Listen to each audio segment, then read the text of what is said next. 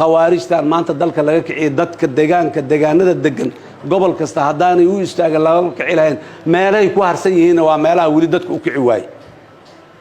meelaha ay ku harsan yihiin waa meelaha weli dadkeeda u kici waayey laakiin meeshii dadkiisu istaagay hal khawaarij oo jooga ma laha mana joogi karaan rajana kama qabaan xataa inay ku noqdaan waxaan rabaa dadka reer aadan yabaal fariintaas inay qaadaan cid kastoo ay la hadli karaan oo ay degaankoodii ay ku tuumsan yihiin in ay khawaarijta joogaan inay u sheegaan raalli ahaanshay ka walax tahay saanhay yeela aniga muxuu ahaay waa laydilaahe maanakaa la warrami karo waa lala warrami karaa waa la buri waa la eryi karaa rakhiis waaye waa fulayaal maatida iyo maxaystida iyo qarax iyo cunug maskaxda laga soo qaldo isqarxinayo ku joogaana dhiiranaan kuma joogaan iyo dadnimo diinna waa la sheegayba kuma joogaan culimmadii aa sheegtay waxay ku joogaan waa fulay ninka fuligaa waa kan maatida iyo islaamaha iyo odayada iyo ilmaha yaryarkaa ama maanka ka qaldo ama ha gowraco ama ha cabsi geliye kaas waa nin cabsi ku nool dadka inuu cabsi geliyo yiraa waryaa kac waryaa haddii la yidhaahda inta ku cararaay waayo nimanku diin ma haystaan oo dad ma haystaan oo deegaan ma laha xow inuu idin kor joogaa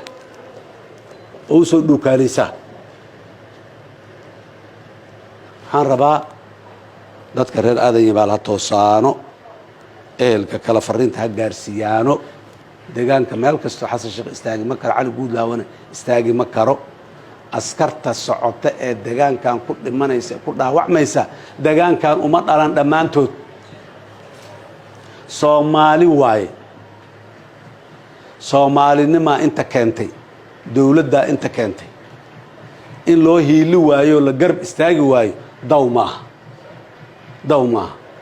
maalin kastay dhimanayaan maalin kastay dhaawacmayaan hooyay dhashay ka dhimanayaan aabbo waayo carruurow ka dhimanayaa maxaan ku idhahdaaye waa deegaankan deegaankiisii ma aha dadkan ku heb ma aha hadduu doono naftiis wuxuu u keenay soomaaliya iyo calankaas buluugga ah in kor loo qaado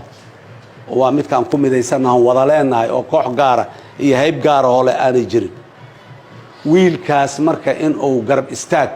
iyo dhinaciisa uu ka arki waayo wiil degaankaa oo ordaayo xabada ridaayo ka dagaalamaayo oo uu ka arki waayo u jeedi waayahay waa nasiib darro waayo